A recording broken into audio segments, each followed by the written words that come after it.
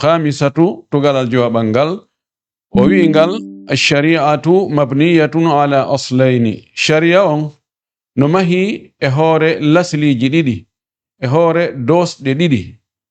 den woni al ikhlasu lillahi ko labbinangol Allah dewe den woni go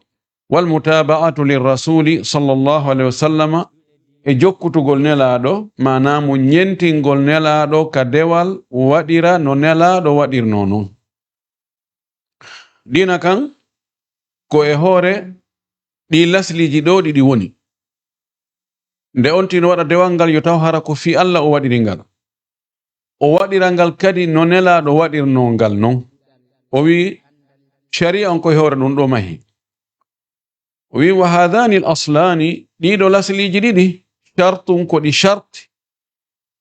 li kulli amalin diniyin kala golle dina yankoje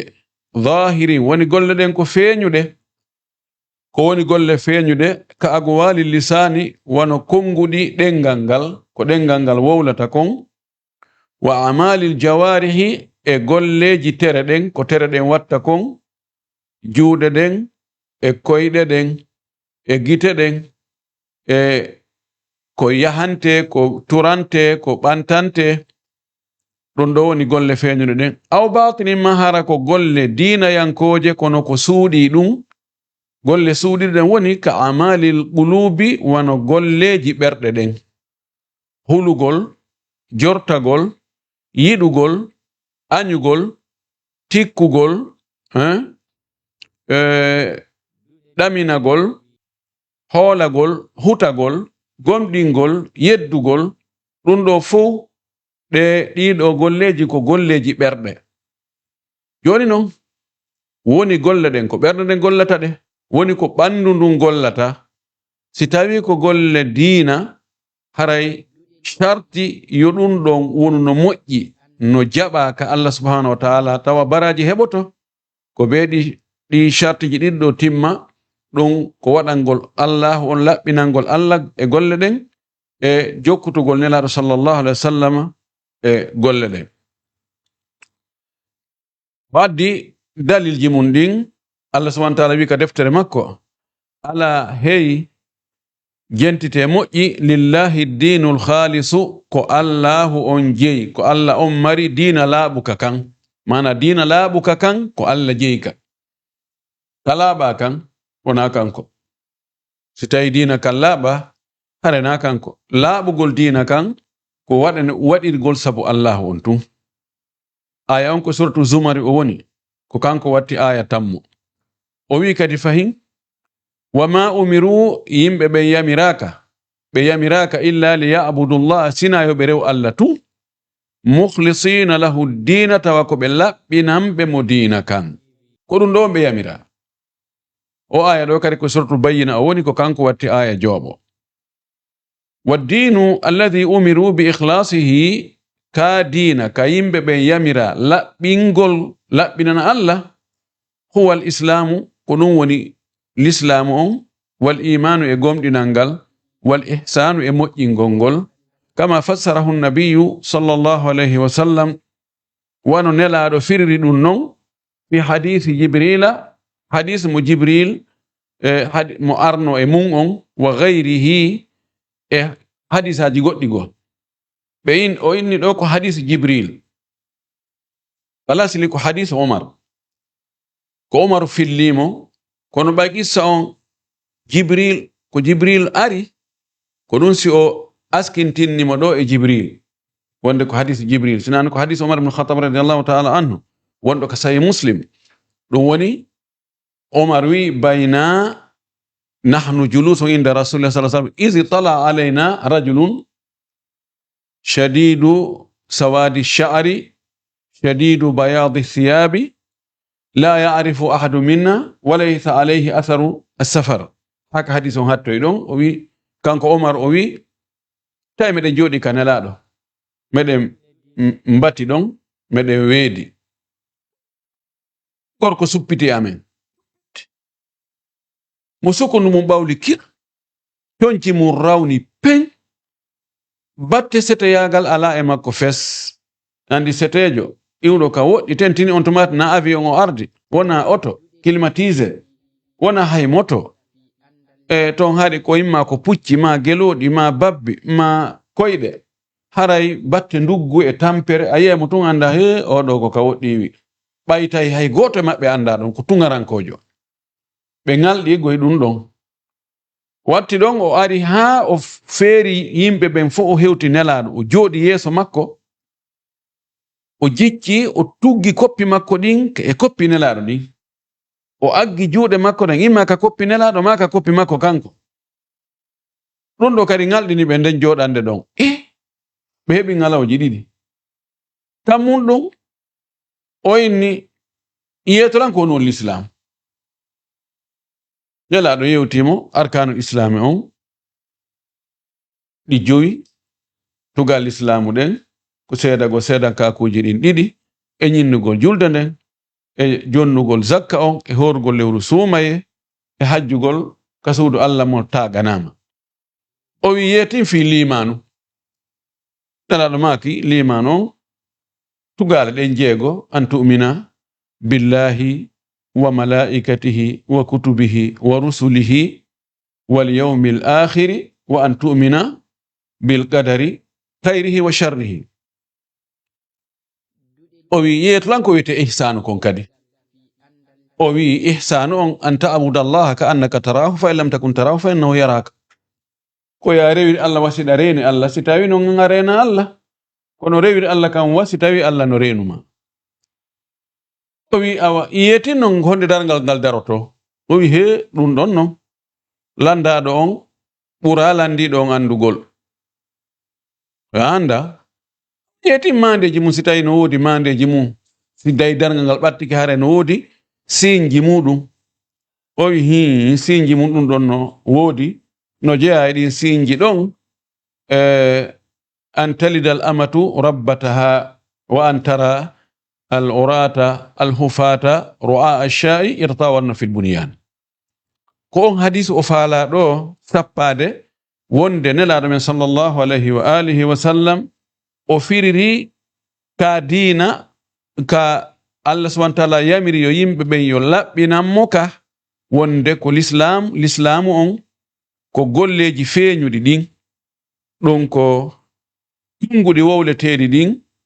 jantagol inde Allah jangol alquran e juulugol e horugol e ittugol zakka e hajjugol e laɓɓintinnagol ɗin ɗon golleji feeñuɗi imanu on koko gomɗite ka ɓernde ko golle ɓernde nden ihsanu on ko moƴƴingol ɗum ɗon non labina ɗum laɓɓina ɗum waɗana ɗum Allah subhanahu wa ta'ala o wi fa hadhihi al umuru ɗiɗo piiji la budda an takuna khalisatan lillahi feere ala be tawa ɗi woni ko ɗi laaɓanɗi Allah tun hara ko Allah tun ɗi waɗana muradan biha wajhuhu wa ridwanuhu tawa ko ɗi muuyira ko yeeso Allah ngon e welaye Allah on wa thawabuhu e mbarjitaari makko nin ɗum ko baraji makko nin joddi makko ndin ɗiɗo piiji ɗum ko islamu on ko golle feeñude ɗen ko wiɗen kon julde nden e laaɓal ngal e hajju ngun e zakka on e horugol ngol e ko wayi tawno noon e ko suuɗi kon ka ɓernde ko on tigi gomɗinta kon ko o yiɗata kon ko o hooloto kon ko o ɗaminorta kon ko o yowitoto kon e muɗum ɗum ɗo fof be hara si tawi ko yowno no moƴƴi tawa baraji heɓoto e mum yo taw hara ko sabu Allah tun ɗum waɗira tawa waɗɗo on ko o faandi ɗon ko o muuyi ko yeeso Allah ngon ko welaye Allah on ko baraji Allah ɗin wala budda an takuna ma'khudatan min alkitabi was sunna feere ala kadi fiyo ɗi jaɓe yo taw hara ko ɗi ƴetta kon ka deftere Allah e ka sunna nelaɗo sallallahu alayhi wa sallam no wawi on tigi golla golle ɗen o laɓɓina o waɗa ɗe fi Allah kono hara ko bid'aje yimɓe bid'aji buy no waɗa bid'aji mum hara hiɓe laɓɓini pos ɓe yimmo jemma ɓe jooɗo ɓe tekko ɓe wirdo ma ɓe mo ɓe juula none e juulugol kono hino ko fi Allah waɗira na yingo na fiyo ɓe mante kono hawra no nelaɗo waɗirnono. Wa qala ta'ala, Allah towɗo wi fi mutaba'ati rasuli sallallahu alaihi wasallam, fi yamirgol en wonde ko yen jokkutu nelaɗo, ko yen nyentimmo, ko yen nyembumo, ko kanko woni almami men on, kanko woni ingénieur jo men on ka dina, kanko woni nyembeteɗo on. Allah subhanahu wa ta'ala wi wama الرسول فخذوه وما نهاكم عنه فانتهوا وما آتاكم الرسول كنلا أدني أنكم فخذوه يتيدون نانجيدون جوجيتيدون مانا قول لتيري وما نهاكم عنه كو هدي أنكم كو تونغاني أنكم فانتهوا هديته ترته أجيته آية أنكم كسورة الحشر أوني كو كانكو واتجأدبو. وقال في الجمع بين الأصلين الله سبحانه وتعالى وي كدي فاين كهوتغول حكون دي لاسلي جيدو ديدي وادوغول في الله نيمبا نلادو لاسلي لابينغونغول e lasli nyentingongol Allah hibbindiri din don didino nge o aya goto do hinomo o wi kanko Allah subhanahu wa ta'ala waman ahsanu dinan mimman aslama wajhahu lillahi wa huwa muhsin. Aya on ko suratu nisa yo woni ko kanko watti temadere e nogay e jawabo o wi waman ahsanu ko hombo moƴƴini dina moƴƴini dina mudum hewti mimman aslama wajhahu lillahi wa ƴettuɗo fimum on fop o jebbilani Allah o waɗi fi makko on fop fi Allah ɗo naati ikhlas laɓɓingol ngol tawa wahwa muhsinun himo moƴƴini non moƴƴingol ngol ɗon kono o waɗiri non yo taw hara kono nelaɗo sallallahu alaihi wasallam waɗirno non ɓe hiɓɓidir oɗo aya no e makko al ikhlas wal mutaba ay kanko walli fi ɗon o firi ɗo wi si a famali ko aya on ko fanda e makko ko wonde akhlasa a'malahu zahirata wal batinata lillahi ko o laɓɓini golleji makko ɗin kanko neɗɗo on feeñuɗi ɗin e suuɗiɗi ɗin o laɓɓinani ɗi Allah ko ɗum woni mimman aslama wajhahu lillahi golleji makko feeñuɗi ɗin e yewti wonde koko ɓandu ɗum gollata kon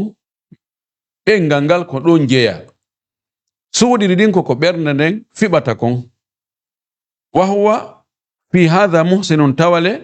kanko e nder ɗi golleji makko feeñuɗi e suuɗiɗi ɗi o waɗiri fi Allah himo moƴƴini honɗum woni moƴƴingol ngol bi an yakuna muttabi'an lirasulillahi sallallahu alaihi wasallam nde o laatoto himo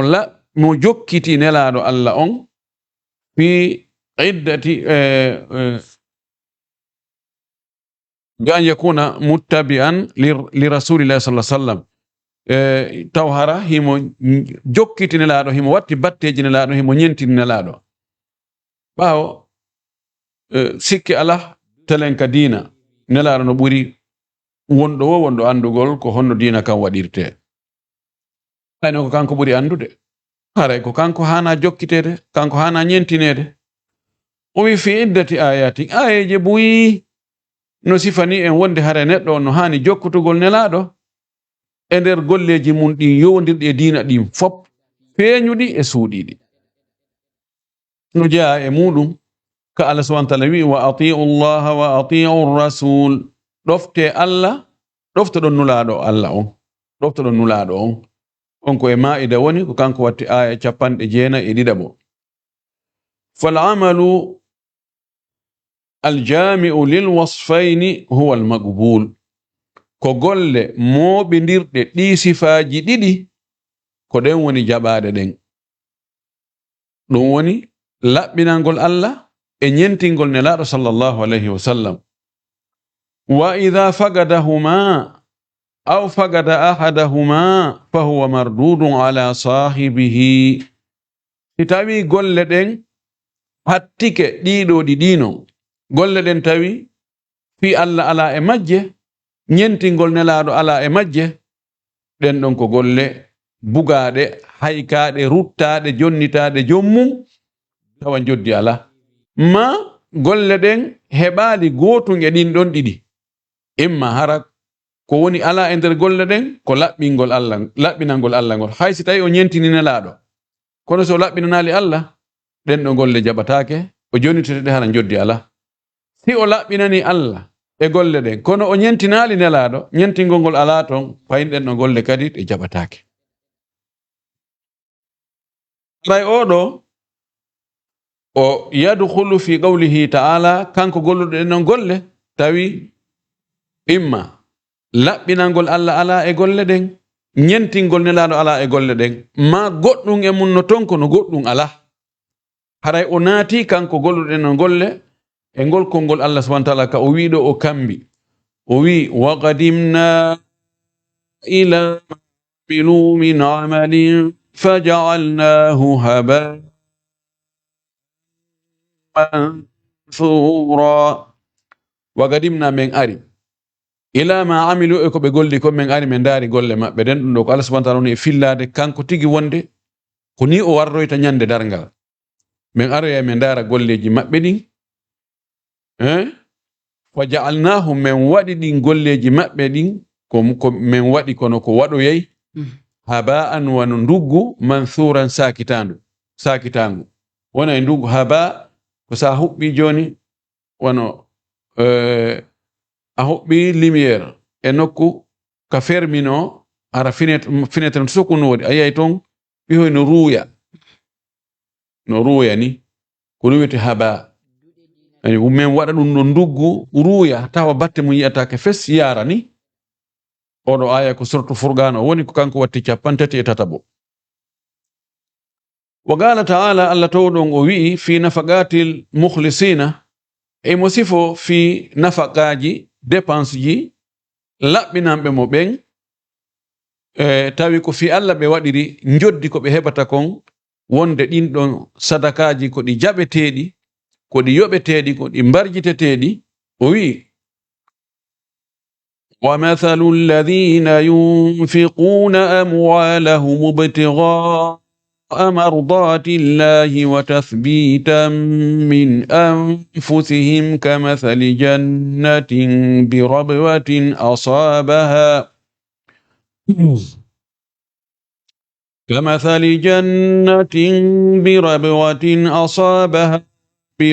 فآتت أكلها ضعفين فإن لم يصبها وابل فطل والله بما تعملون بصير. ومثل الذين مثل بن صفة بن ينفقون بين أكتر أموالهم جولمو نفق جولمو توكو فيهن ibtigha'a mardati llahi ko sabu ɗaɓɓugol wela e Allah fiyo Allah weltanoɓe fiyo Allah wele fi Allah tun ɓe okkitiri jawle maɓɓe ɗen wa tathbitan min anfusihim e tabutugol e wonkiji maɓɓe ɗin wonkiji maɓɓe ɗin no tabiti no yiɗi ɗi nisata ɗi monata ko fi ɗum kadi ɓeɗo joddi mum ndin ka mathali jannatin no wawi wano ngesa bi rabwatin womba ka towti womba e dongol asabaha heɓi ngesa mban waabilum waami ɓeyna ndama garire yani ndiyan ɗuɗuɗan jardin wonɗo ka ndiyan hewtata ndiyan ɗan saaƴi moƴƴi fa atat jardin on addi okki ukulaha dinɗe mum ɗen rimi moƴƴi ɓe fayni cowalle ɗiɗi wurin ko ɓe tanƴinnoɓe heɓay kon ɓe heɓi waɗum laawi ɗiɗi koni fa in lam yusibha si tawi heɓali non ngesa mban saƴali e mabba waabilum waame ɗum ko ndiyan ɗuɗuɗan fatallum awa toɓo ñeke kan ari e muɗum jokkodiri ndiyan sammayɗan sammi buy aɗali jardin on ngesa mban mba fuɗi mba moƴƴi mba rimi mba sowi ko ɓe tanƴininoɓe heɓay kon wallahu Allah bima ta'maluna ko golloton kon basirun himoreni mo humpiti. O aya ko woni ko suratul Baqara ko kanko watti aya 260 jowabo ɗum ɗo holli wonde ɓe waɗiroɓe fi Allah jaɓay o sowa o mawnina o ɗuɗɗina. Wa qala fi nafaqatil mura'ina o wi'i non kadi fi ɓangingol dépense ji e sadakaji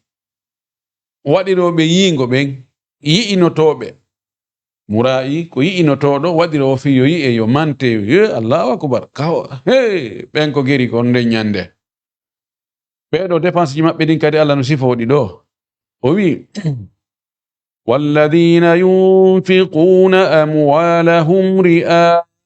الناس ولا يؤمنون بالله ولا باليوم الآخر ومن يكن الشيطان له قرينا فساء قرينا والذين ينفقون أموالهم بمن أكتر جول مودو رئاء الناس توكو يينا قول يمبي بنتو فيو يمبي يو ولا يؤمنون بالله ورين بقوم دنا الله وند الله يبتاي بدون ولا باليوم الآخر وناك دي بقوم دين وند نيالو مساكتي دون نودي وند فوتو يتتومو بهتا جودي مودو الله نياوا حكو دي يمبي بن بيدو ولا مندن كو ميرفوس hibe okkitirde ko be wadde bus he dara handare be portobe be do hibe hara be no wallito be rebe darna labtaneji be wadna en lekkolji be adda e donji be nyawnda e nawnube be na bay do yimbe be berde mo musata be wada be operation ton be artira be yobinta on tiga e hunde kono nafata baytum be gomdinali Allah ene laado Allah hayso be gomdini Allah se be gomdinali ne laado Allah hara e hunde nafata kodum o wi ɓeɗo ko sheytane ardiɓe waman yakuni sheytanu lahu qarina mo sheytane laatiki tawi ko kañum woni sindidaɗo muɗum hiɓɓodiraɗo muɗum immode joɗode muɗum fa sa'a qarinan haray ɗum boni wondiɗɗo boni teku boni sehil mo tawata ko sheytane kañum e sheytane woni ko tekodiri immode joɗode ayan ko suratu nisa o woni ko kanko watti 37 وقال صلى الله عليه وسلم ننال الأماك في الهجرة في فرقو التي نقوم فرقو هي كانغو من أفضل الأعمال هنغو جاء كبوري مؤجد إقول ليجي فرقو ننكو إيوغول النكورة كا ريوغول الله متي في ماكا وانتي واتا ريو دي الله دوغا دون يها نكو كا وانتي واتا ريو دي الله sabu Allah raɗomo sabu dewal Allah ngal sabu diina Allah kan raɗomo ittamo e nden nokkurɗon fi kala ko ɗon o jeeya ma himo darni ɗon himo jogi intérêt ji himo jogi business ɗon himo jogi piiji ɗin fof mo jogi poste ji towɗi kono tawi yadantamo e diina kam o wiya mi dogi fi yo diina an kan daɗum yiway ɗo o acca ɗon o doga o yaha e nokkure katawata ko o koɗo o ala piiji joni fayda ko torotoɗo ma ko tampuɗo ɗum ɗo pellet ko e golleji mawɗi jeeya yani ko accitugol intérêt ji mum sabu Allah subhanahu wa ta'ala ɗum ɗo si tawi laɓɓinaka annuye nelanno maki ɗo o wi watafawutuha nelaɗo men sifani en ɗum ɗon ngun ferguɗon ɓurdugol fergu ngun yani konti ɓurdugol feroɓe ɓen bitafawutil ikhlasi sabu ɓurdugol laɓɓinangol Allah wa adamihi ma angal laɓɓinangol Allah few andi laɓɓingol ngol kadi no mari darajaji no ɓurda ta en fof ɗen laɓɓini kono an ko laɓɓinɗa kon ko 100% min komi laɓɓini kon ko telen 80% oɗa ko telen 60%. joni noon joddi ndin ko embere no laɓɓingol ngol tiiɗiri o ko noon joddi ndin tiiɗiri nelaɗo sifani en ɗum ɗo o waɗi misal ka fergu ɗen andi ɓe ferno ɓe dogi ɓe iwi Makka ɓe yahi Madina tawde wongol Makka ngol tawi sattaniɓe moƴƴi fewde on tumati fewjoɓe Makka ɓen ko ɓe faalaka l'islam ko kamɓe non jogii doole kamɓe woni mawɓe gori ɓen kamɓe wolata nane ko kamɓe yamirta waɗe tawi nelaɗo ko nelaɗo e sahaba mum ɓe ko lowɓe ɓe tampini ɓe hay ɓe hewti nelaɗo tigi e ɓandu makko ndun tawi ko yennegol ko yakkegol ko aybinegol sahaba ɓe woɓɓe ko yo piye ha woɓɓe warama e muɗum Allah yamir nelaɗo joni yo feru kanko e sahaba ɓen joni ɓe yaaru Madina ton ɓe heɓay ɓuttu ɓe heɓay ton jang ko jan dogante ko ɓuttu dogante yon non ka fergol ɗo e fodde annuyeji ɗin nelaɗo men sallah sallam maaki faman kanat hijratuhu ila allahi wa rasulihi mo laatike fergu mum ngun ma mo fergu mum ngun laatike tawa ko faade e allah ila allahi wa rasulihi ko ka allah e nelaɗo o feri o yahi ko ɗum woni ko yaltinimo makka ko dogugol yaha ka allah e ka nelaɗo fuɗɗode hadith on ko innamal a'malu binniyati wa innama likulli imri'in ma nawa golleji ɗin ko taskorte fi yoɓugol ko embere annuyeji ɗin ko neɗɗo mari e joddi golle muɗum ko embere ko anniyi ko o wi awa o waɗi no misal o wi mo fergu mum ngun laati tawi ko sabu allah o feriri ko sabu nelaɗo allah o feriri ko dogugol yaha ka allah e ka nelaɗo fa hijratu ila allahi wa rasuli ara e fergu makko ngun ko ka allah e ka nelaɗo o heɓa e joddi ferɗo wa man kanat hijratuhu ila duniyan yusibuha mo fergu mum ngun non laati ko fi aduna mo o heɓoyta o heɓa adna o he aminani to joni ka yaha ton to no moƴƴide dey mi nani nikkarago rewɓe ɗo ɓe hewtoy ɓe heɓi kaydiji ɓe heɓi golle ɓe fuɗɗike darnude ene o addaniɗo be makko otowal ko fi aduna joni ko ɗum ɗon a wimo ra'ati ma ko fi sonnajo yankihu ha o faala resudemo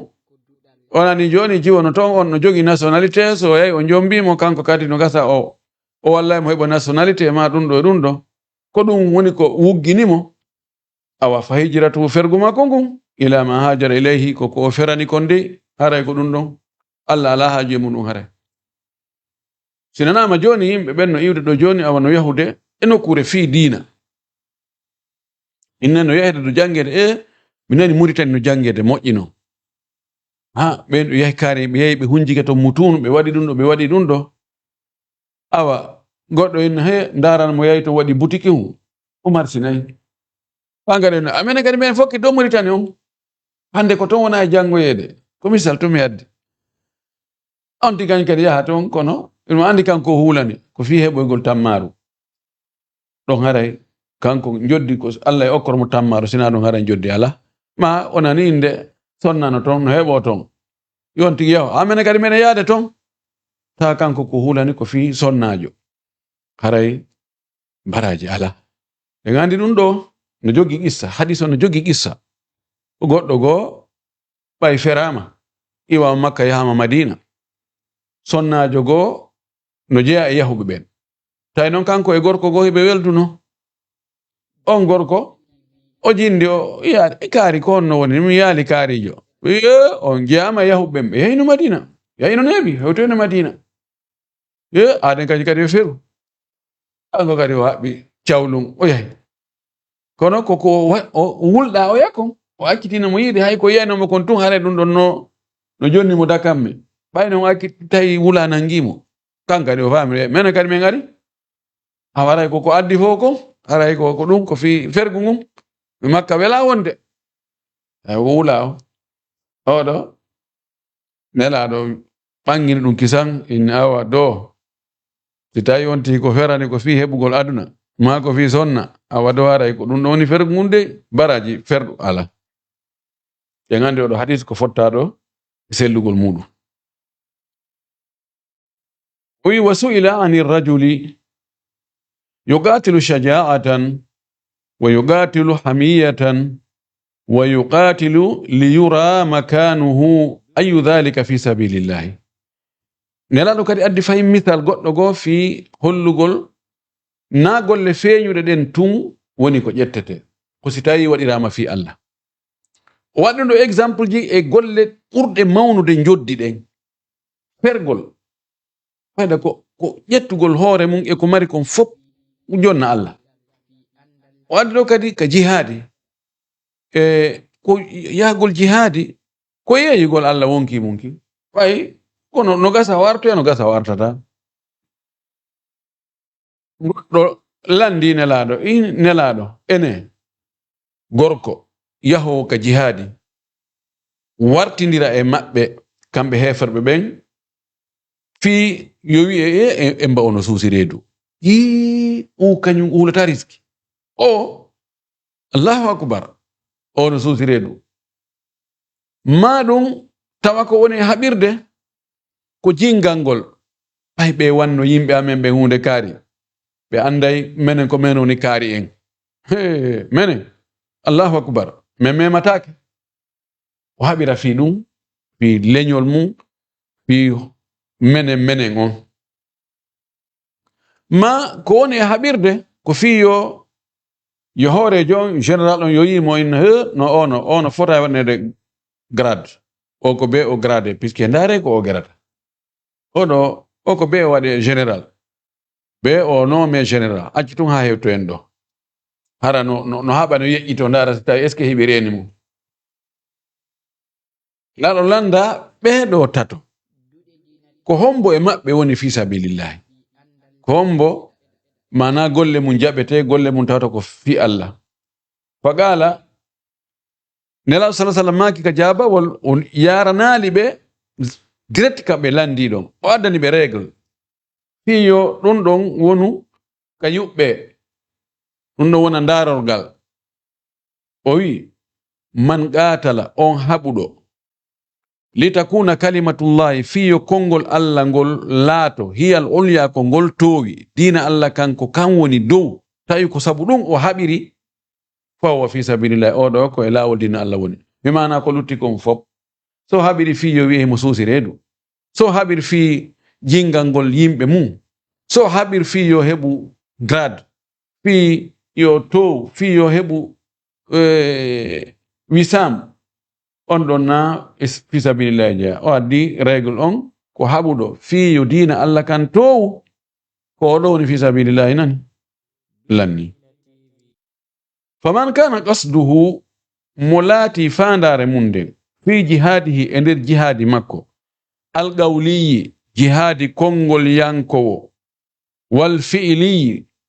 e jihadi golle yanko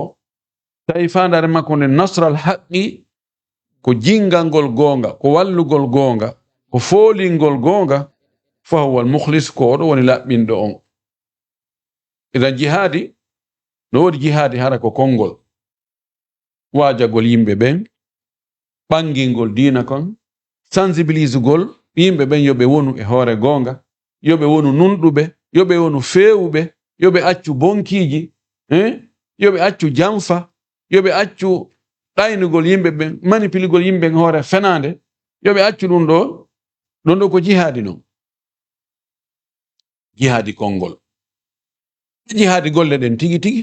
immagol yaha ƴetta kafa mum ma pinka muɗum yana e yedduɓe Allah wiɓe Allah wooda ma Allah rewatake ɗum gasata ɗum ɗo mo waɗi ɗum ɗo tawi fandare makko nden ko fi daranagol diina kan fi sembingol diina kan fiyo diina kan foolu oɗo o laɓɓini oɗo haray himo jogi baraji wa man kana qasduhu wa gharaduhu ghayra dhalik mo laatike noon fandare mum nden e faale mum on ko o hulani kon tawa na fiyo diina Allah kan yo ɓanto ko entereji goɗɗi go o visani falahu mana wa haray no wodanimo ko fandi kon Allah yo o heɓu no wawi hay ɗum o fano yagoy wa amaluhu ghayru maqbulin golle makko nen wona jaɓade few قال الله تعالى في الأعمال الفائدة للمتابعة الله سبحانه وتعالى o yewti o wi'i himo ɓangina fi golleji ɗi tawata ala e majji jokkutugol nelaɗo golleji hattiɗi ñentingol nelaɗo jokkugol nelaɗo ko golleji yo kono bide ano heewi e majji wona fi Allah ɗi waɗira hayso ko fi Allah ɗi waɗira kono wona ñentinaka nelaɗo rewirano non Allah kañum o wi ɓen ɗon qul hal nunabbi'ukum bil akhsarina a'mala alladhina dhalla sa'yuhum fil hayati dunya wa hum yahsabuna annahum yuhsinuna sun'a o wi qul wi'uɓe hal nunabbi'ukum ene min humpitay on ngaccata humpita on bil akhsarina a'malan ben perdube golleji mudum ben hayrube golleji mum al akhsar aw al khusran ko gollugol ronka yide joddi on ngaccata yeto on gollube ronki yide joddi mum ronki yide tono golleji mudum gollita e resultat moƴƴo ala mana ko yetemen awa ben alladhina ko ben dalla sa'yuhum golle mabbe de majjino fil hayati dunya ka gurdan aduna golle de majji daru gollugol har labbinali bay joddi ala golle de hebike kono joddi ala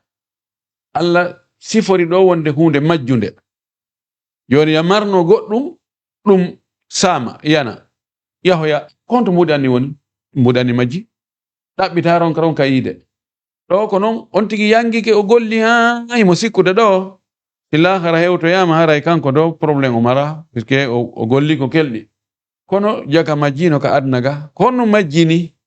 ko tawde wadiraka no Allah yamiri non wadiraka no Allah sallallahu alaihi wasallam wadirno non wa hum tawile kambe yahsabuna hibe sikka annahum no kambe yuhsinuna sun'an hibe mojjinde golleji din wado bid'a ko don wadi imam malik o maki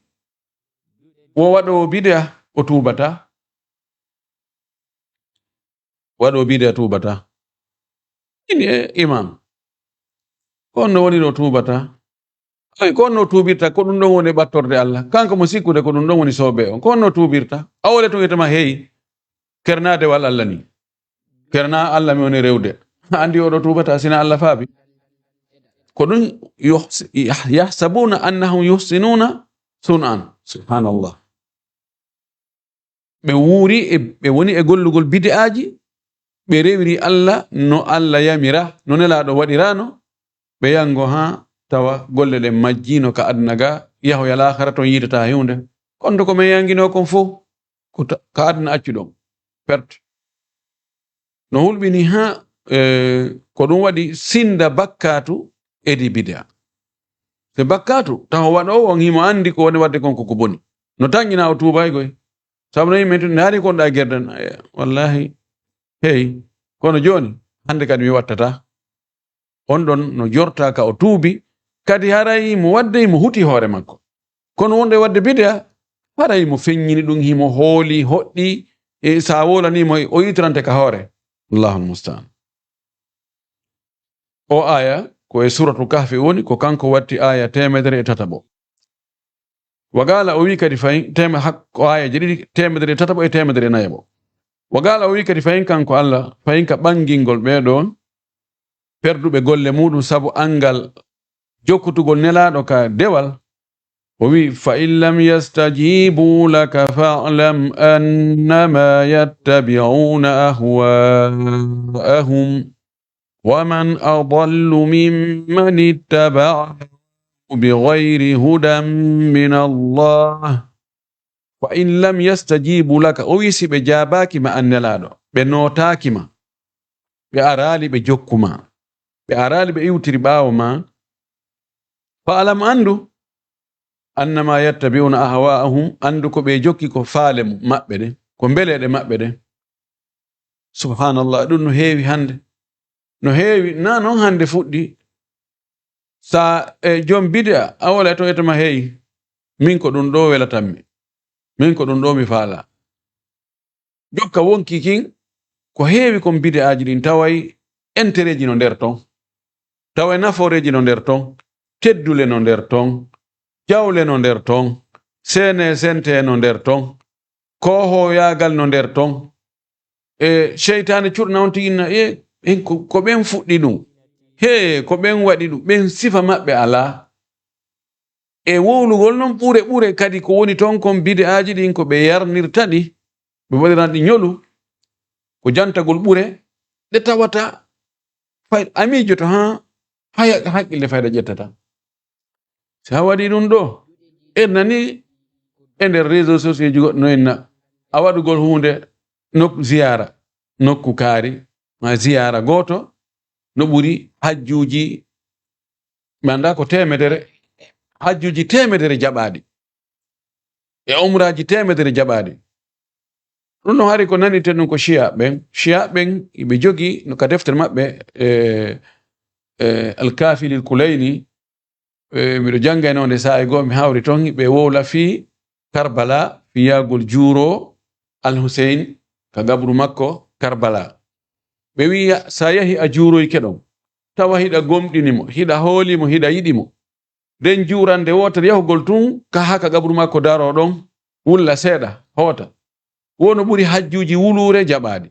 e umraji wulure jabade e jihadiji wulure me giti ko wulureji do di piiji nay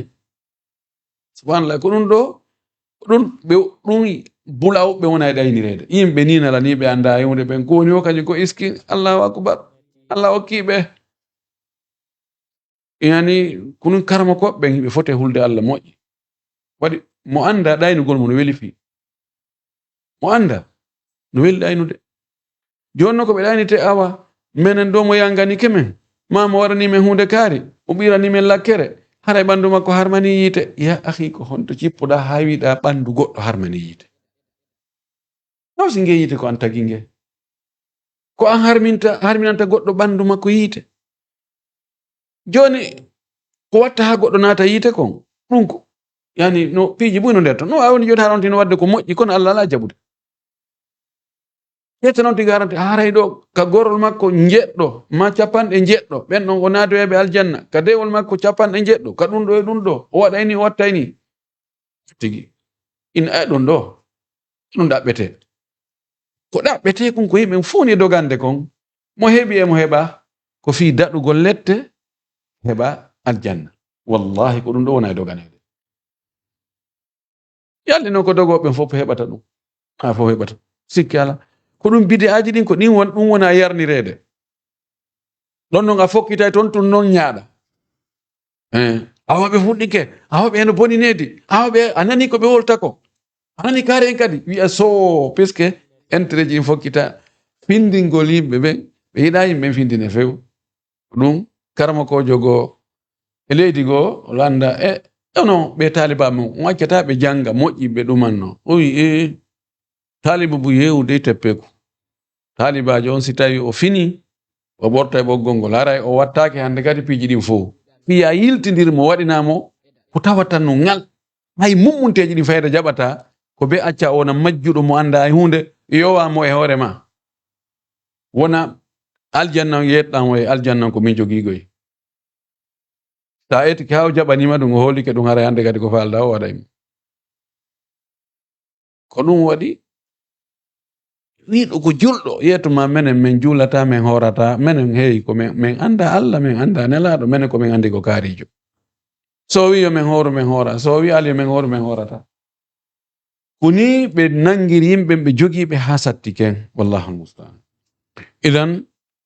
o wi waman adallu ko hombu majjiha hewti mimman ittaba'a hewti on jokkudo hawahu faale mudum بغير هدى من الله توا نابيوال إمودك الله كفالتون ودي سبحان الله o aya koy gasas woni ko kanko watti aya capande jawabo fala amalu salihatu golleji moƴƴi kulluha di fap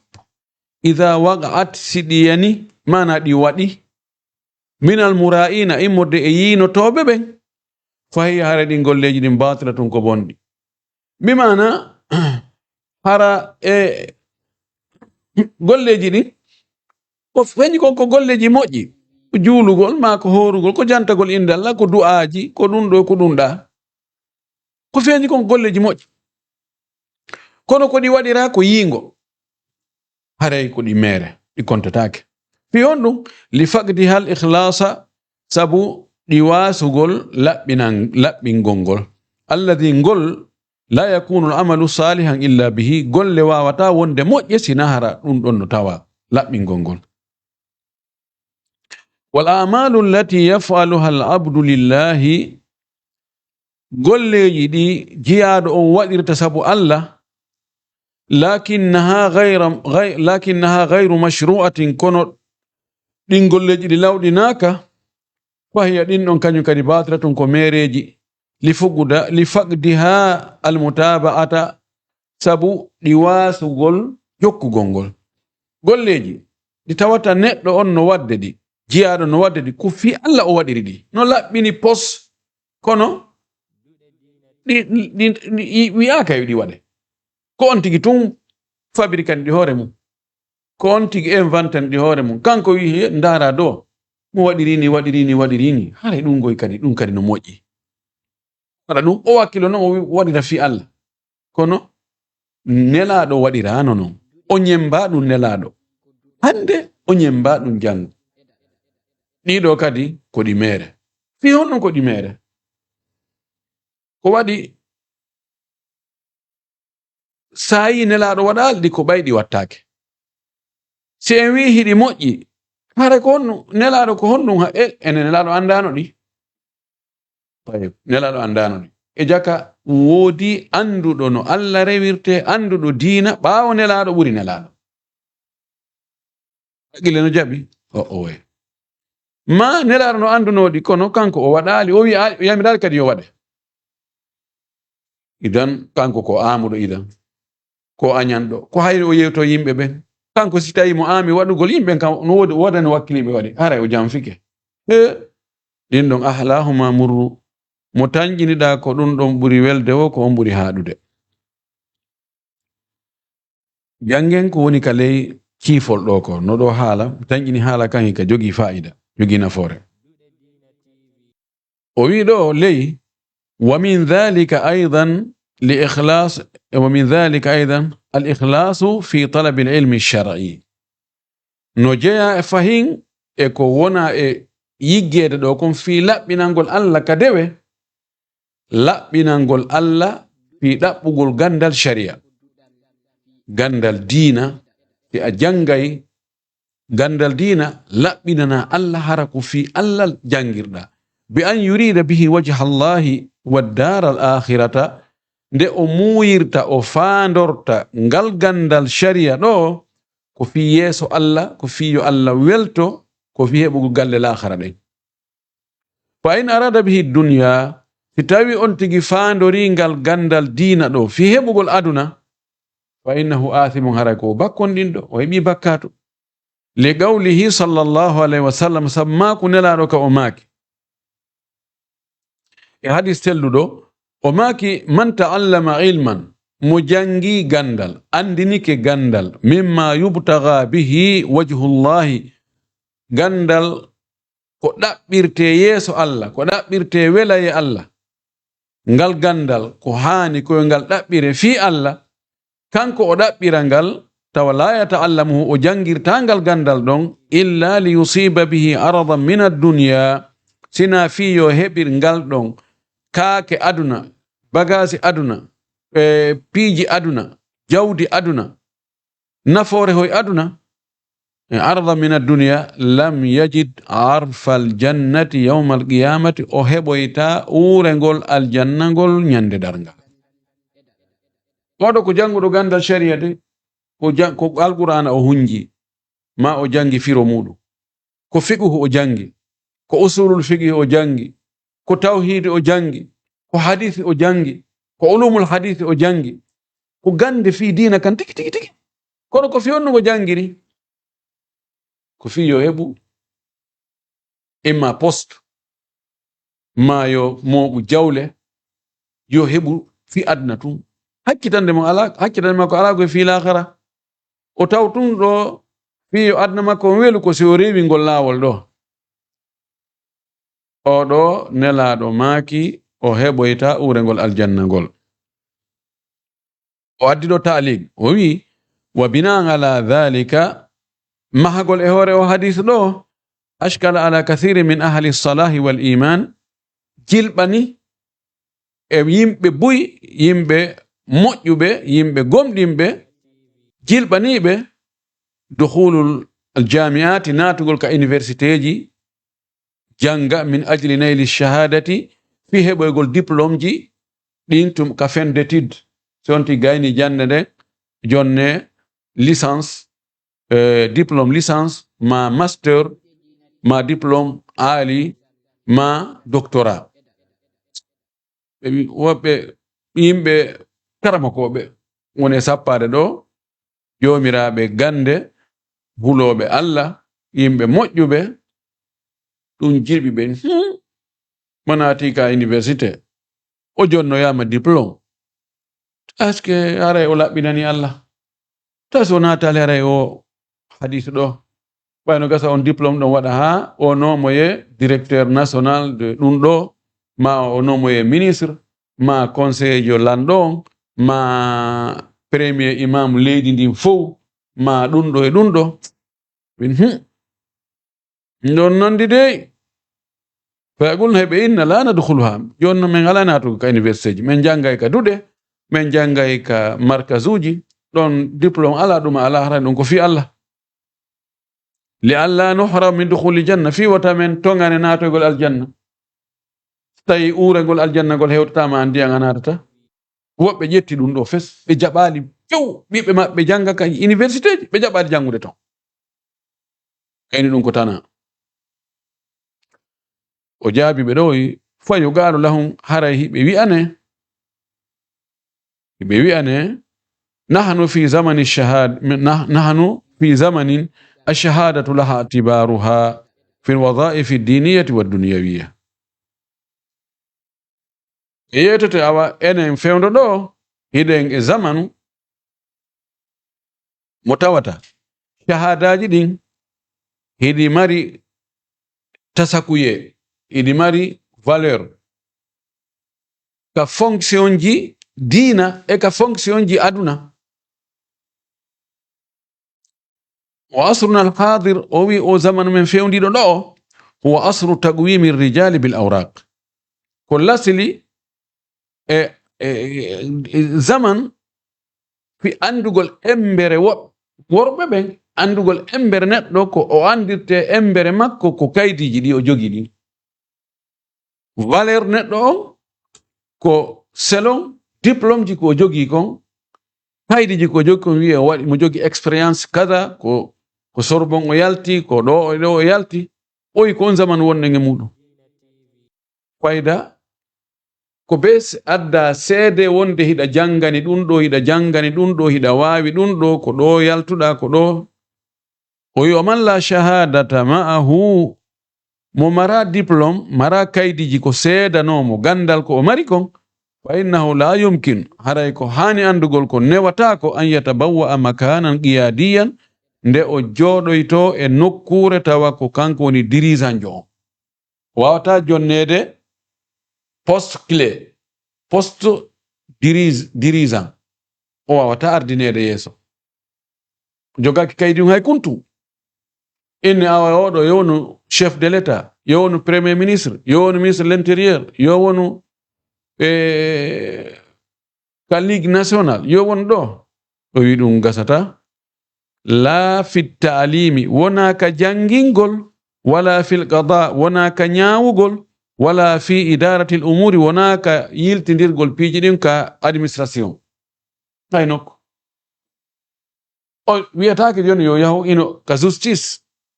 addin juge jo oɗo yo an halfinama jugegol yimɓe ɓen tawan tigi mara kuntum diplôme o wi o zamanu men ɗo ɗum gasta ka jangingol joni ka université yo wonu recteur université ma yo wonu doyen faculté ma yo wonu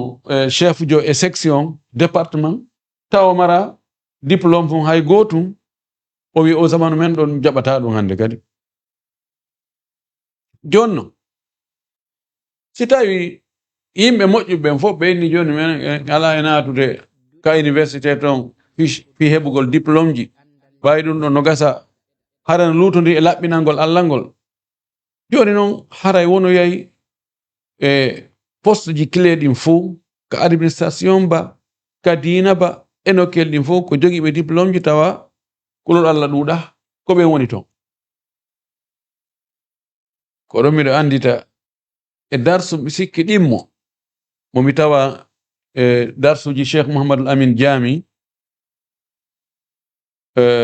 mo jangina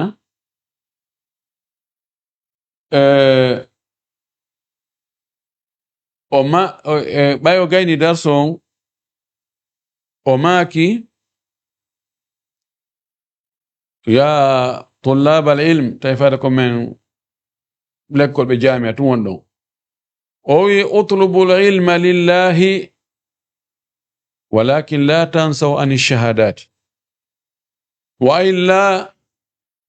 سيأتي زنديق ويبعدكم عن المناصب القيادية ويتبوأها ويعمل فيها ما يشاء. وي تابيري غاندانغال في الله كون تاو يجر دبلوم جي دي سينا دون كو murtuɗo bonɗo faasigiijo aroyta hendo poste ji jani ɗin fof poste ji kileji ɗin fof jooɗo gera ko faalawo no gasa on tomati pottina on fof ma sokoya on ma yaltina on sasina on e leydi ndi ndo ko non woni o wi wa ida talaba al ilma si neɗɗo ɗaɓɓi gandal fil jami'ati ka université ji linayli shahadati fi yo heɓu kadi diplôme ليتبوأ بها مكانا ينفع به المسلمين في يوهبوي بلاس بوست تودو ونفع دون جلب بين on post دون فهذا لا ينافي الإخلاص دون ري وندرا لا بنقول الله دون رداك لا بنقول الله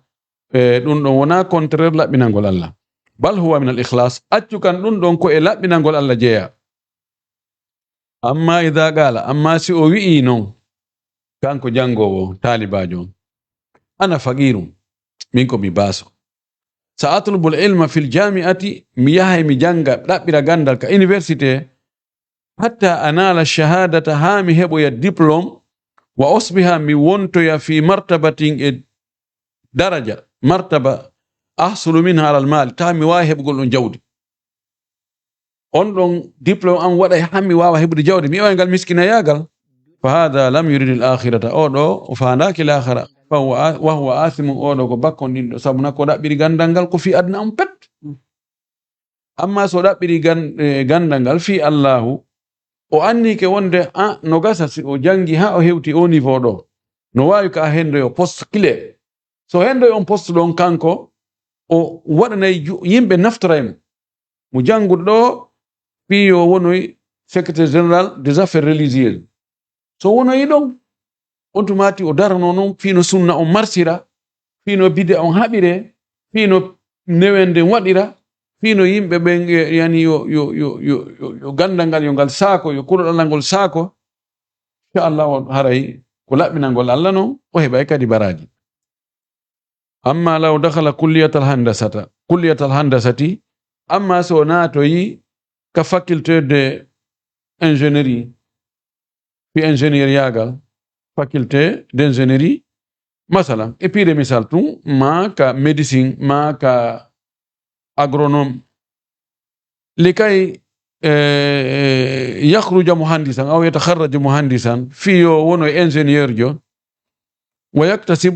bi shahadatiha o faggitoroya on diplôme mo hebi on faculté don o faggitoro malan jawdi fala ismalay on ɗon bakkata ala ko waɗi janngol ingénierie wona diina sonti jangi ingénierie fiyo heɓoy jawdi ma o jangi médecine fiyo heɓu jawdi ma agronome fiyo heɓu jawdi ma ɗum ɗo fiyo heɓu jawdi ɗum na probléme wala bakkata kono siko diina kan o jangiri fi heɓugol aduna ko onno jogui probléme o wi li anna al handasata sabu ingénieur yagal غير داخلة هناك وناتي في العلوم الشرعية إجاند شرعيان كوجدين وطلب العلم الشرعي أفضل من هذا بكثير غاندال شرعيان كوانغال رابوغول غاندال شرعيان كوانغال بوري دون فيو كونون نكو أندو بالآخرة بنتوندي أندو وند غاندال شرعية نبوري غاندال إنجينير ياغال نبوري غاندال كميديسين نبوري غاندال سيانسي بوليتيك بلت لكونون نبوري فيو تابهون لأن الناس محتاجون إليه حاجة شديدة sabu yimɓe ɓen no hato jini e gandal shariyankowangal no hato jini hato jingol tiiɗugol haaju sattuɗo tiiɗuɗo moƴƴino fa muhtajuna ila ahli ilmin wa dinin wa tarbiyatin salimatin yimɓe no hato jini e gandal diina no hato jini e diina kan e hoore mum no hato jini e needi hisundi hatta tastaqima al ummatu ha mofte ɗen feewa mofte ɗen fotondira mofte ɗen wona e laawol peewal wala ta'ani kathratul mutakharrijina faandaki fira ɗuɗugol yaltuɓe ka université ji ɓen istighna annas anil ilmi shar'i yonirogol yimɓe ɓen e gandal shariyankol fi joni yen mari ingénieur buy yen mari médecin ɓe buy yen mari ɗum ɗo e ɗum ɗon firta wonde gandal sharia ngal kan yen ala haaju e mum o wi fal ma yaltuɓe hay faculté ji gande goɗɗe goo wano gande yondirɗe diina wano faculté de langage wano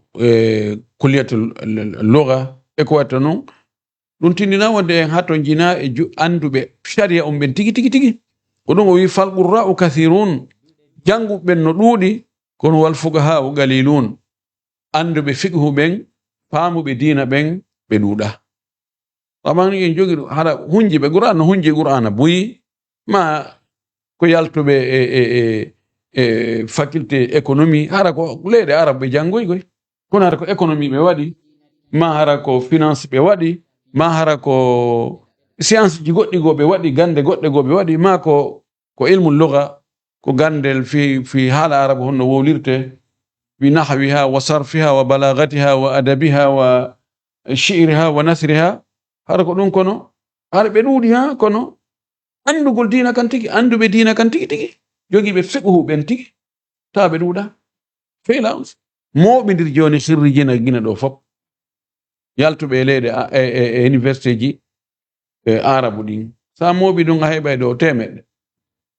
kono sa suɓi e ɓen anduɓe diina ɓen tigi tawa hiɓe luggi e masalaji diina ɓe luggi ka fiqhu ɓe luggi ka usulul fiqh ɓe luggi ka hadith ma ka ulumul hadith ma ka aqida tawhid tafsir ulumul tafsir tawa ko seeɗaɓe ni yasene menen na ɗum won takhassusu amen ko ɗum woni mahara bo joni dogirgal ngal puɗɗa kanko wigol non menen na ɗum men janguno men na ɗum won takhassusu e muɗum wallahu almustaan idan gal tambugal men ɗo sikka en gaynangal ɗo wonde no وي وكذلك الاعتقادات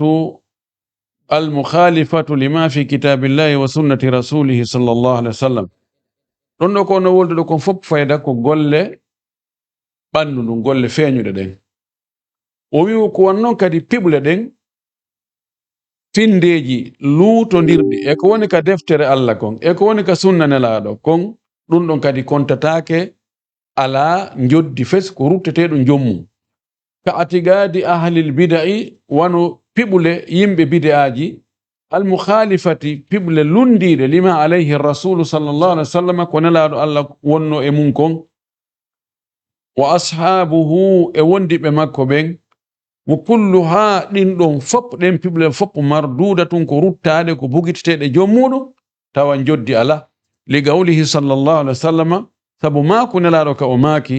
man amila amalan laysa alayhi amruna fahuwa radd mo golli golle wo golle tawa yamirore amen ala eɗen golle ɗon men yamirali yo on tigi gollir non haray kanko ko rutteteɗo mi mana golle makko ɗen ko rutteteɗo e makko hara joddi ala muttafaqun alayhi no fotta sellugol o hadise ɗo min hadise aishata radiyallahu anhu hadise mo nene men aisha filli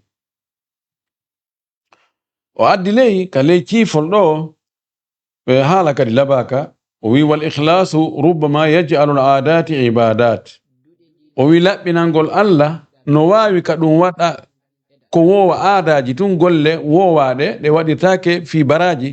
wattade ɗe wona dewe tawa baraji no wodi mum o wi wal ghaflatu taj'alu al ibadati aadatin o wi welsinare e bid'aji no watta kadi dewe ɗen ɗe wonta aadaji wi falaw anna al insana mathalan akala wa shariba imtithalan li amri llahi fi qawlihi wa kulu washrabu o waɗi misal si tawi neɗɗo joni o ñaami o yari ko o waɗiri ɗum ɗon ko huutorgol yamirore Allah nden ka Allah yamiri ɗon ko o wi wa kulu ñaame ɓa Allah wi mi ñaamu accu mi ñaama washrabu yare Allah wi yare ñaame yare o inna a yo mi ñaamu mi yara ɓay Allah yamiri ɗum ɗon wara hara o welaka foti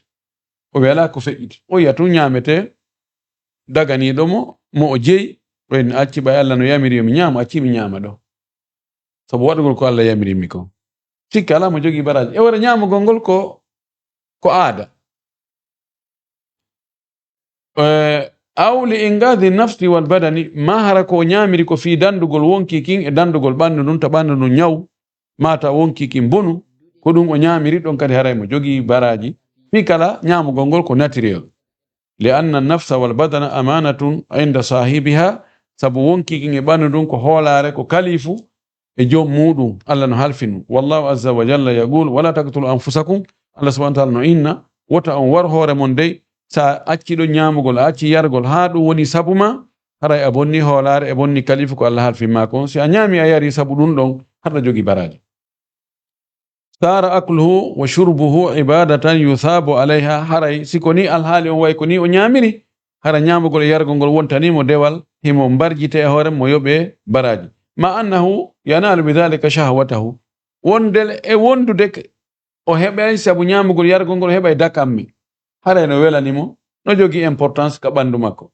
bal inna rasula sallallahu alaihi wasallam gal accu kan wurin nelaɓe sallallahu alaihi wasallam o maaki wa fi bud'i ahadikum sadaqa no e huyre goɗɗo e moɗon sadaka mana no e yiidugol e sonnajo goɗɗo e mum si o yiidi e sonnajo makko on haray ɗum kadi o heɓa e baraji waso o itti jawdi waɗi sadaka yani ida ata al insanu zawjatahu si tawi neɗɗo ari e ɓeygu mum o hunti haaju fa huwa sadaqatun haray ɗum ɗo wonanimo baraji sadaka qalu ɓe inni ya rasulallah ayati ahaduna shahwatahu wa yakunu lahu fiha ajrun nelaɗo goɗɗo e amen aray e dakamme mum e faale mum e tuuyo muɗum o hunta haaju makko e sonnajo makko o heɓa tuuyo faale makko on heɓo o heɓa kadi baraji hoore ɗon e hino bataji hino baraji ɗum no wawi wonde galan laaɗo maaki o waɗanimi misal o inni ara'aytum ndaare law wada'aha si tawi no hara nden toɓɓere maniyu nde o waɗi ka ɓeygu makko ɗon ɓaawo ɓe yiidi ɗan ndiyan ɗon hara o wanno ɗan ɗon fi harami e ko harmi akana alayhi fiha wisru o heɓayno bakkate hoore ɗum ɗon mana ɓen hi si tawino joni faale makko faalama sonnajo ha o yimmi ke o yahi o tawi sonnajo janano o hiwrike mo lawa miɗo faala fije jala hakkunde meɗen yiɗa welanmi ha o yahi ni awa ella ala haray ɗo min kadi giggol ko yoɓitete ko giggol min kadi yiɗa welanmi ɓe feƴƴi ɓe yahi kan danki o hunti haaju makko e sonnajo on ɗon o hibbi ndiyam makko ɗan ka farji sonnajo on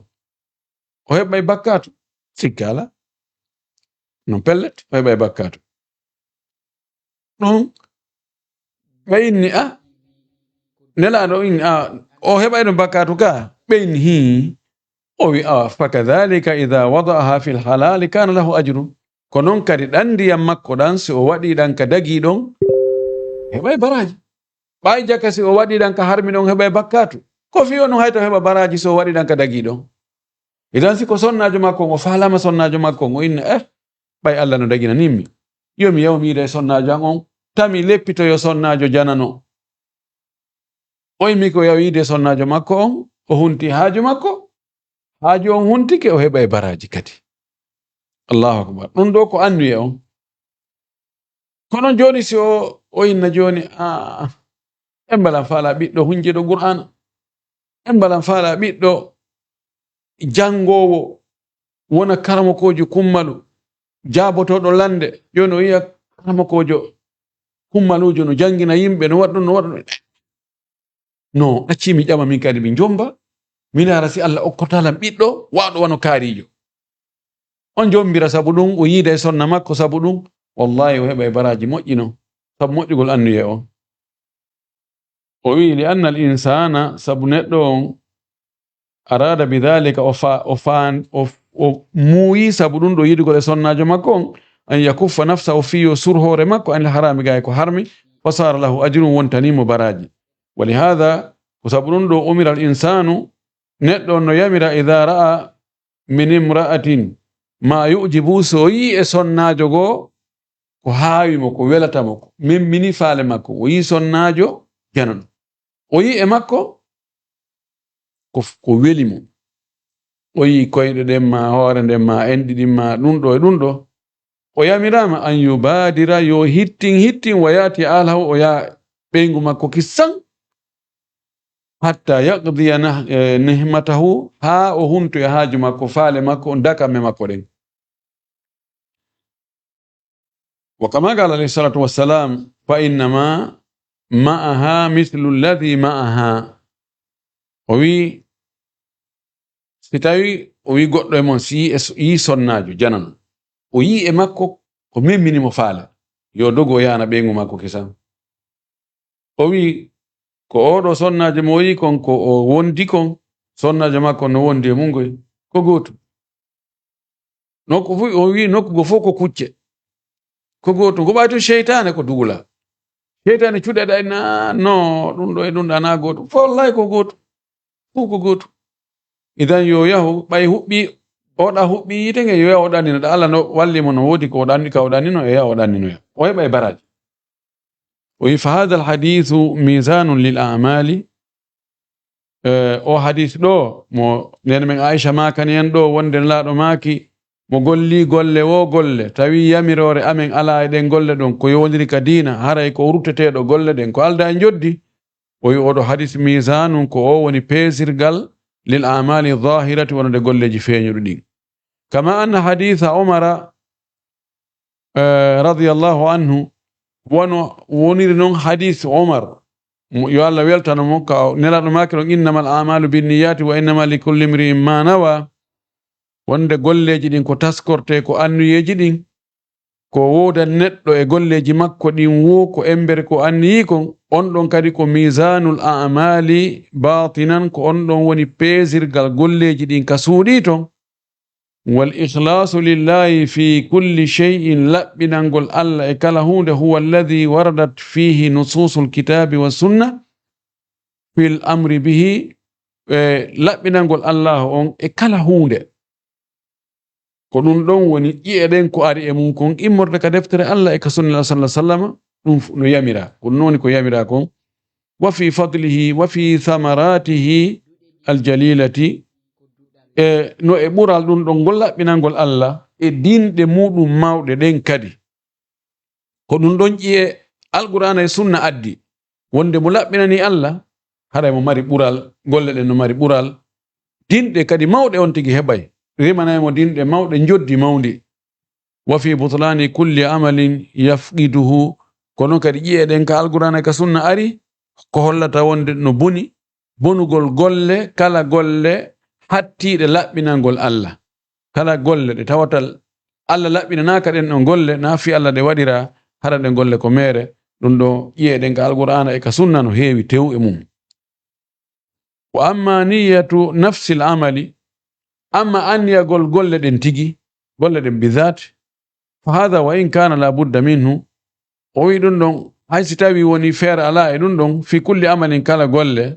lakinnahu hasilum min kulli amilin ma'ahu ra'ayuhu wa qasduhu ɗum ɗon no heɓora immorde kala golluɗo si tawi himo jogi feere makko nden e haqqille makko ɗen wa qasdu e fandare makko nden li anna hal qasdu sabu non ko fandare mana golle sina hara a doola ma a waɗir yejjutugol ma hara ka ɗaniɗa ɗon waɗɗa ɗon goɗɗum ko ɗum noon tun ti watta hara o anniyaki bimana sina ɗum kala golle ɗe neɗɗo watta haray mo anniyi wona on anniye ɗon anniyagol waɗugol golle ɗen na ɗum laɓɓinangol Allah ko anniyanagol waɗanteɗo on wona waɗugol ngol so tawi na feetuɗo tun woni waɗa e golle tawa ɗum ɗon kontatake e hunde ma yejjutuɗo waɗi ma doolaɗo waɗi ma waɗa no ɗani kono sina ɗum haray golle ɗen ndeɗa ƴetta joni nde deftere ɗo wallina ɗo haray ya faandi ko ƴettugol nde ɗo wallina ɗo kono so tawi ko a yamiraɗo est ce que ko fii o yamirɗoma ya ƴettude deftere ɗo naɓa nde wallina ɗo ko fii makko waɗirɗa ko ɗon wiyete ihlas o sina ɗum aslan golle wo golle non de neɗɗo no waɗa de hara himo muuyi waɗugol ɗe sina e wi sinara ko dolaɗo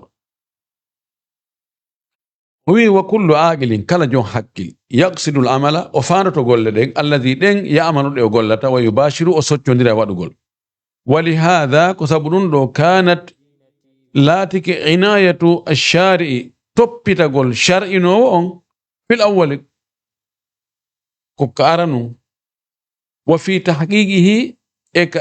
fil awwali ka aranu wa fi tahqiqi e ka haƙongingol wa takhlisihi e laɓɓingol ɗum ɗon min jami'i shawa'ibi e dendanangal hilloji ɗin bimana aranu ɗum ko anniyanagol laɓɓinangol waɗanteɗo on amma anniyagol golle ɗen ɗum no ko naturel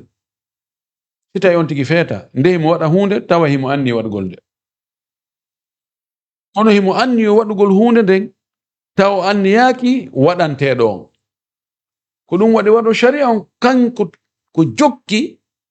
ko piti ko laɓɓinangol waɗanteɗo on wona fi anniyagol golle ɗen ko anniyanagol gollanteɗo on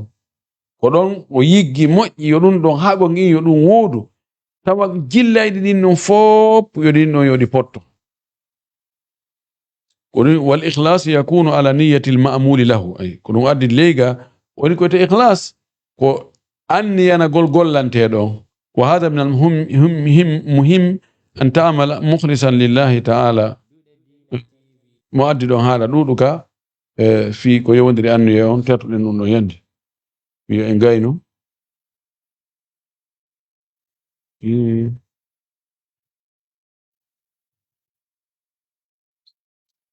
ɗawɗen ɗo noon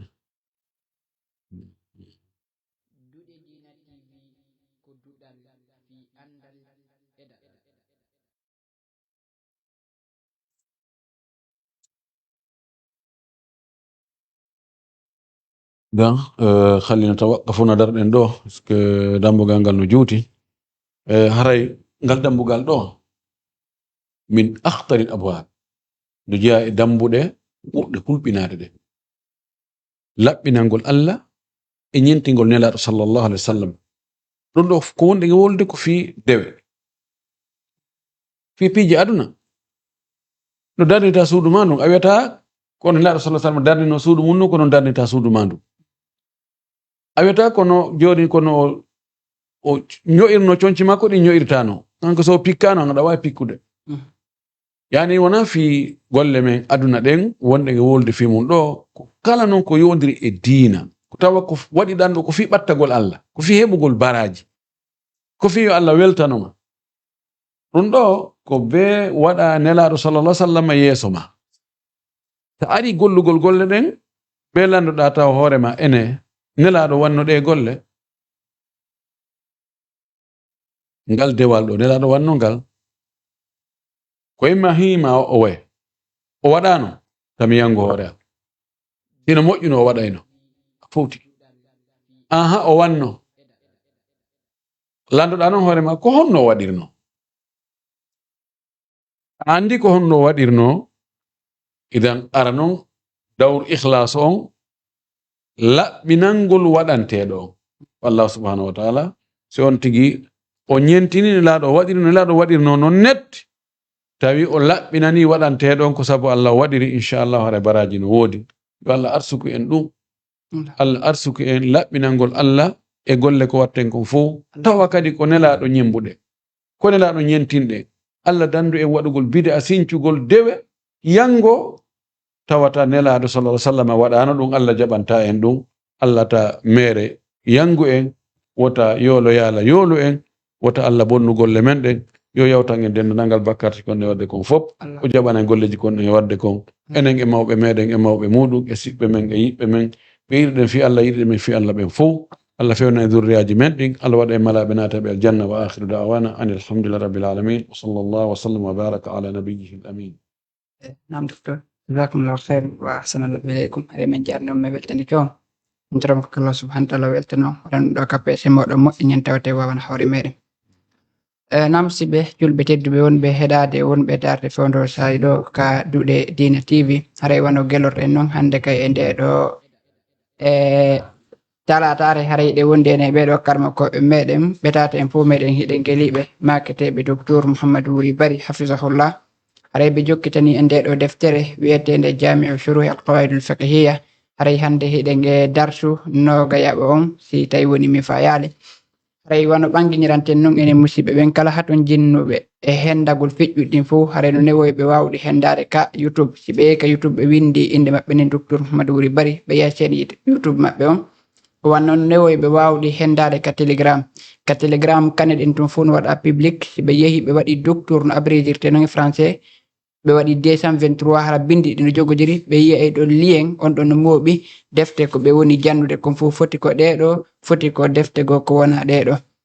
haray ɗon geli kay ɓe ƴettani en programme balɗe tati ka studio meɗen ɗo ɗum woni ko mardi jeudi samedi à partir de 14h heure GMT si tawi woni ganto yantali haray en wontide e maɓɓe ɗo inchallahu tabaraka wa taala e docteur noon waɗo toon poori ke moƴƴa si tawi landal aɗa ɗo goto woɓɓe no adduno landal wonde fii ka leydi ɓe yeeya leydi joni noon leydi ko ɓe yeeya kon tawi ko berɗe wo puusa ɓe yeeya ɓe humpiti ɗum ɗon noon ɓe landi est ce que hino sella suudugol ɗum ɗon e darnugol e ɗum ɗon ko berɗe ɗen puusa ɗon yani gabruji nayi mum ka yani ko eɓɓano berɗe kono surraka taw ka surrama nde ko noon tumɓe addiri landal ngal ayata wayiɓe pen mawi en joni si tawi woni ko eɓɓano ɗum ko berɗe kono surraka taw ɓe yeeyiɓe ɓeɗo parti ko surraka kon no haray na ɓe wawi sodude kono yarli ɗum ɗon ko eɓɓano berɗe ɗon ko ɓen yeeyiɓe kamɓe jeeyi ɓay sellata ka goɗɗo yeeya ko jeeya si wi joni ko laamu ngun wanno ɗum ɗo ɓe lotisi ɓe inni ɗum ɗo ko berɗe haray goɗɗo go personnel o jeeya ɗum woni ko chef quartier o woni ko chef secteur o woni ko on jeeya si on ɗo yeeyima haray o yeeyi ko jeeya jeeya noon e chartiji sellugol ngeygu ɓe taw hara yeeyuɗo on o kanko jeeyi ko o yeeyi ko ma hara ko jeeyɗo on halfinimo o yeeyi en farli joni ko goɗɗo okkuno leydi ndi ko goɗɗo okkuno leydi ndi joni noon o nisitinande o faalama hettude seeɗa ɓay valeur ɗuuɗi e muɗum o taƴi ɗon joni o yeeyiti on tigi nam ɗon haray si tawi surraka haray no sella ka o sooda tawi no surrama ko hani hara o soodali si o sooday yo yeeto yeeyɗo mo yo asu o waɗa nabci o itta gabruji ɗin o asa gabruji ɗin o itta ƴiye wonde toon ne o naɓa ka makbara amma ka berɗe fi fof musabbala on tumati leydi ndi ɗon o itte batte gabruji ɗin o hetta o gollitira ɓay kanko ji ɗum yarta ka jettutugol ka okkiɗa ma kon si tawi woni ko kanko okki joni noon o faalama hettutugol ɗum ɗon hella ka jattutugol ka okkugol no aña kono nande wano harde والله صلى الله عليه وسلم الذي يرجع إلى هبته كالكلب يقي ثم يرجع إلى غيره kono tindina wonde no harmi o wi okkuɗo yiltiti e ko okki ko jatti no e wa bareeru tutugol ndu yarita kono si o jattiti ko okkuno ko o yeeyima an yeeya ɗon wawi sodude na ka darsuji bimbeji to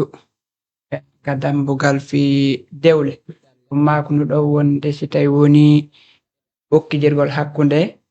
surtout ɓe diinaji joni ɓangin ɗum si tawi woni neɗɗo oɗa ko jiwo o naati diina mawɓe makko ɓe wona julɓe haray ko homɓe okkitirta ɓangin ɗon ɗon haray ko haysi baaɓe makko kefere ɓenɗo on no hani yanude si dewgal ngal hume no hana humirede no joni noon landal ngal arɗon si tawi ɗon ɓenɗon jaɓali yanugol joni mana jiwo on ko lulɗo ka darsuji ɓe mbi to maako no ko ɓanginton ɗon fii ka diinaji sertuɗi maako ɗon haray mawɓe sonnajo on no haani yaanugol joni noon landal ngal arti tawi noon ɓe jaɓaali yaanugol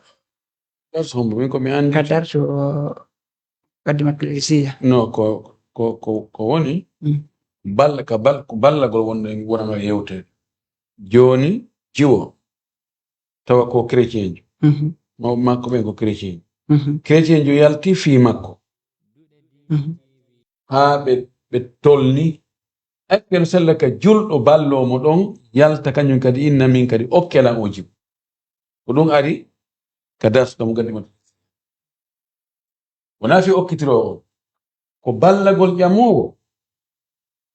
wiya dagatako wala yahtubatukum ala khitbati ba'din aw wala yahtub ala khitbati akhihi joni noon si tawi ko julɗo feewuɗo o ƴami jiwo haa o tolnama daganaki julɗo goɗɗo goo ka o ara o ballomo ɗon kankadi o yalta fi on jiwo ɗon ko alhaali ɗon no fottana no yeddodira no mi addino no yeddira hakkude imam malik e talibaji makko abdourahman ibnu qasim si tawi o yaltuɗo fi jiwo on haa tolna ko neɗɗo faasiɗijo mana ko yarayɗo beere ma dorogotoɗo ma wujjayɗo ma ñamayɗo riba anda ko waɗano bakkate jinjani o yalti fi jiwo haa o tolnama neɗɗo moko baajo neɗɗo sunna neɗɗo feewuɗo askeno daggo ka ora o ballomo ɗon o inna joni okkelan o jiwo ke oɗa ko yettisojo imam maliki wi o dagaki ibnu qasim wino dagi jonno mi addi ɗon ɗum noon kana kamɓe woli komin tun addi ɗum farli joni noon ɓe wonɓe pongodirde jiwo on ko julɗo e mo wona julɗo tawan ɗum noon ko so tawi ara jiwo on wona julɗo taw as kono koye ahlu kitabe jeeya aske no sella ka julɗo yaha ballo kefeero chrétien jo fi ƴamugol jiwo chrétien jo nara zahir on no sella ɓay ko wi ala hitbati akhihi siɗɗo makko on ɗon ko faanda ko julɗo innamal mu'minuna ikhwa ko ɗon addo na fi okkitirgol ngol na fi waliyo no woni noon ka yewta fi waliyo on est ce que haray fasidi ma kafir no wawi wonde waliyo kamnajo onon ko selli kon so tawi debbo on ko chrétien jo haray ko maɓe makko ɓen woni waliyo makko tawi dabbude hara sonnajo on ko julɗo hara sonnajo on ko julɗo sonnajo on kanko o naati ka diina mawɓe makko ɓen naatali ka diina joni noon tawi hara ko hombo haani okkitirgol sonnajo on fayin ko kamɓe ko ɓen makko woni waliyo kono so tawi nan ɓe wona julɗo ari falam moƴƴamude ɓeyni ɓe okkata ɓay ko julɗo ɗon no sella ka laamu ngon okkitira fayda ɓay haray o bonni waliyagal makko ngal waywa so o ala sultanu waliyu man la waliya lah barakallah ko gotal winde ati do ko fof darsuji meɗen gasi joni ɗen ɗo ngara mandi yeeso inchallah gasi joni namsiɓe haray hande ko ɗo wonde dalal inchallah tabaraka wa taala haray en alkamisa on sikkuɗo Allah o muuyi haray men darowa ɗo min inno assalamu aleykum wa rahmatullahi wa barakatuh